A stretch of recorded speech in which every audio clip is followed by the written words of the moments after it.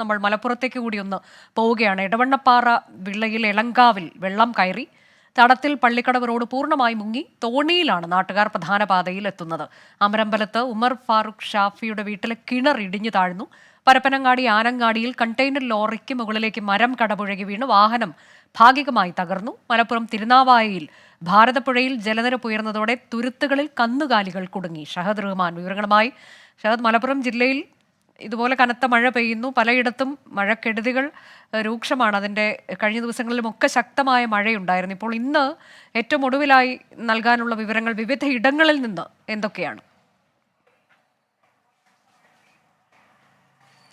അനുജ, ഏറ്റവും പുതിയ വാർത്ത എന്ന് പറയുന്നത് ഈ കടലുണ്ടി പുഴയിൽ ക്രമാതീതമായി വെള്ളം ഉയർന്നതിനെ തുടർന്ന് മലപ്പുറം വേങ്ങരയിലെ ബാക്കിക്കയം റെഗുലേറ്ററിന്റെ മുഴുവൻ ഷട്ടറുകളും തുറന്നു എന്നുള്ളതാണ് ഏറ്റവും പുതിയ വാർത്ത. അല്പസമയം മുമ്പ് ജില്ലാ കളക്ടറാണ് ഇതുമായി ബന്ധപ്പെട്ട അറിയിപ്പ് പുറത്തിറക്കിയിട്ടുള്ളത്. നിലവിലെ ജലനിരപ്പ് എന്ന് പറയുന്നത് 6.10 മീറ്ററാണ്. റെഗുലേറ്ററിന്റെ മുന്നറിയിപ്പ് ലെവൽ എന്ന് പറയുന്നത് 5.8 മീറ്ററാണ്. അപകട ലെവൽ എന്ന് പറയുന്നത് 6.88 മീറ്ററുമാണ്. അപ്പം ഈ ഒരു പശ്ചാത്തലത്തിലാണ് ഇപ്പോൾ ഈ ഷട്ടറുകൾ മുഴുവൻ തുറന്നിട്ടുള്ളത്. അതിനാൽ ഇരു കരകളിലും താമസിക്കുന്നവർ ജാഗ്രത പുലർത്തണമെന്ന് ജില്ലാ കളക്ടർ മുന്നറിയിപ്പ് നൽകിയിട്ടുണ്ട്. ഇത് കൂടാതെയുള്ള മറ്റ് സംഭവങ്ങളാണ് ഇപ്പോൾ അനുജ സൂചിപ്പിച്ചത്. ഇതിൽ ഏറ്റവും പ്രധാനപ്പെട്ട കാര്യം എന്ന് പറയുന്നത് ഈ മലപ്പുറം ജില്ലയുടെ താഴ്ന്ന മേഖലകളിൽ വെള്ളം കയറുന്നു എന്നുള്ളതാണ്. മലപ്പുറം എടവണ്ണപ്പാറ വിളയിൽ എളങ്കാവിലാണ് ഇത്തരത്തിൽ വെള്ളം കയറുന്ന ഒരു സാഹചര്യം ഉള്ളത്. തടത്തിൽ പള്ളിക്കടവ് റോഡിലാണ് പൂർണ്ണമായിട്ടും വെള്ളം കയറി മുങ്ങുന്ന സാഹചര്യം ഉണ്ടായിട്ടുള്ളത്.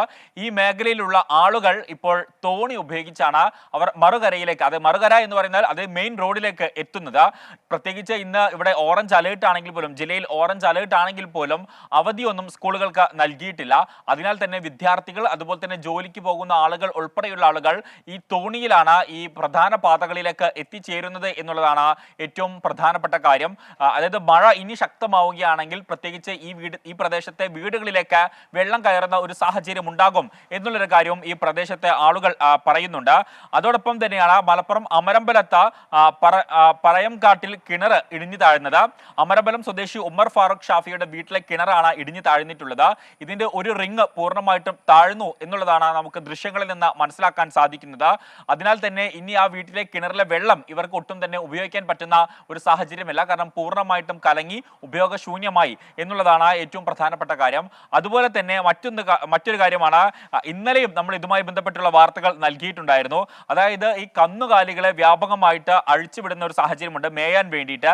ഇത്തരത്തിൽ ഈ ഭാരതപ്പുഴയിലേക്ക് മേയാനായിട്ട് എത്തിയിട്ടുള്ള കന്നുകാലികളാണ് ഇന്ന് ഇതിന്റെ തുരുത്തുകളിൽപ്പെട്ട് വലിയ രീതിയിലുള്ള പ്രയാസം അനുഭവിച്ചത്. ഇന്നലെയും സമാനമായ രീതിയിൽ ഇത്തരത്തിൽ പ്രയാസം അനുഭവിച്ചിട്ടുണ്ടായിരുന്നു. അത്തരം കന്നുകാലികളെയൊക്കെ ഇന്ന് ഏറെ പണിപ്പെട്ടാണ് അവിടെയുള്ള അധികാരികളും അതുപോലെ തന്നെ നാട്ടുകാരും ചേർന്ന് കരക്കെത്തിച്ചിട്ടുള്ളത്. കാരണം ഈ കന്നുകാലികൾ മേയാൻ പോകുന്ന സമയത്ത് വെള്ളം ഉണ്ടായിരുന്നില്ല. എന്നാൽ കഴിഞ്ഞ 2-3 ദിവസങ്ങളായി തുടർച്ചയായി പെയ്യുന്ന മഴയിൽ ഈ വെള്ളം ഉയരുകയും ഈ കന്നുകാലികൾ ഈ തുരുത്തിൽ അകപ്പെടുകയുമായിരുന്നു. തുടർന്നാണ് ബന്ധപ്പെട്ട അധികാരികളുടെയും നാട്ടുകാരുടെയും നേതൃത്വത്തിൽ ഇവിടെ ഇത്തരത്തിൽ ഈ കന്നുകാലികളെ വാഹനങ്ങളിൽ, തോണികളിലൊക്കെ തന്നെ ഇവിടേക്ക് എത്തിച്ചിട്ടുള്ളത് എന്നുള്ളതാണ് ഏറ്റവും പ്രധാനപ്പെട്ട കാര്യം. അതുപോലെ തന്നെ പരപ്പനങ്ങാടിയിൽ ഇന്ന് വാഹനത്തിന് മുകളിലേക്ക് ഈ മരം പൊട്ടി വീഴുന്ന ഒരു സാഹചര്യം ഉണ്ടായി. ഇന്നലെയും സമാനമായ രീതിയിലായിരുന്നു. പരപ്പനങ്ങാടി ആനങ്ങാടിയിലാണ് ഈ മരം കടപുഴകി വീണിട്ട് ഗതാഗതം തടസ്സപ്പെട്ടത്. റോഡിലൂടെ വരികയായിരുന്ന കണ്ടെയ്നറിന് മുകളിലേക്കാണ് ഈ വാഹനം വീണിട്ടുണ്ടായിരുന്നത്. ഏറെ പരിശ്രമത്തിനൊടുവിൽ ഈ മരം ഇവിടെ നിന്ന് മാറ്റി എന്നുള്ളതാണ് ഏറ്റവും ആശ്വാസകരമായിട്ടുള്ള കാര്യം. എന്തായാലും നിലവിലെ സാഹചര്യത്തിൽ ഇപ്പോൾ മഴക്ക് നേരിയ ഒരു ശമനമുണ്ട്. പക്ഷേ തുടർച്ചയായിട്ട് ഇടവിട്ടുള്ള മഴയാണ് ജില്ലയിൽ ഉടനീളം കഴിഞ്ഞ ദിവസങ്ങളിലും ഇന്നും ലഭിച്ചുകൊണ്ടിരിക്കുന്നത്.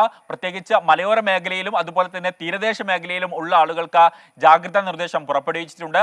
അതുപോലെ തന്നെ പുഴയുടെ ഇരുകരകളിലും താമസിക്കുന്ന ആളുകളോടും ജാഗ്രത പുലർത്തണമെന്ന് ജില്ലാ ഭരണകൂടം നിർദ്ദേശം നൽകിയിട്ടുണ്ട്. മലപ്പുറത്ത് ഇന്നലെയും ഇന്നുമൊക്കെയായി പെയ്ത മഴയിൽ വ്യാപക നാശനഷ്ടമുണ്ടായി. നിലവിൽ മഴയ്ക്ക് അല്പം ശമനമുണ്ട്. പക്ഷേ വരും മണിക്കൂറുകളിലും മഴ തുടരാനുള്ള സാഹചര്യമാണുള്ളത്. ഭാരതപ്പുഴയൊക്കെ നിറഞ്ഞു കവിഞ്ഞൊഴുകുകയാണ്. ഇപ്പോൾ വിവിധ ഇടങ്ങളിൽ നിന്നുള്ള വിശദാംശങ്ങളാണ് ഷഹദ് റഹ്മാൻ നൽകിയത്. പലയിടങ്ങളിലും റോഡ് തോടായി മാറുന്നു.